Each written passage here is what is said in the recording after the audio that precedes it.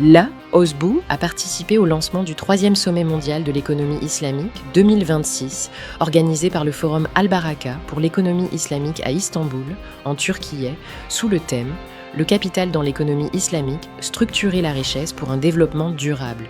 Le sommet a réuni un large éventail de responsables, d'experts ainsi que de dirigeants d'institutions financières et économiques du monde entier. Son Excellence Cheikh Dr Salh Ben Abdullah bin Humed, conseiller à la Cour royale d'Arabie Saoudite, membre du Conseil des grands oulémas et imam de la Grande Mosquée, a affirmé que la richesse dans le système économique islamique n'est pas une fin en soi, mais un moyen de réaliser le développement, la stabilité sociale et le renforcement des sociétés et des nations.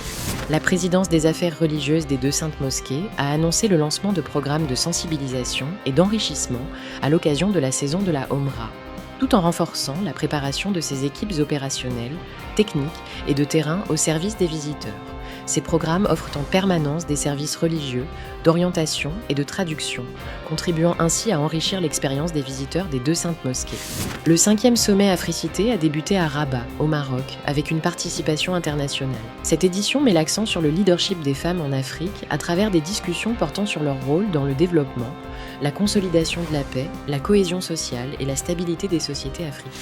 La Fondation nationale jordanienne du patrimoine, en partenariat avec la délégation de l'Union européenne, a annoncé les lauréats du prix du patrimoine 2026. Cette distinction récompense des initiatives menées en Jordanie, en Palestine et en Syrie visant à soutenir la préservation du patrimoine culturel et à renforcer sa contribution au développement durable ainsi qu'à l'engagement communautaire.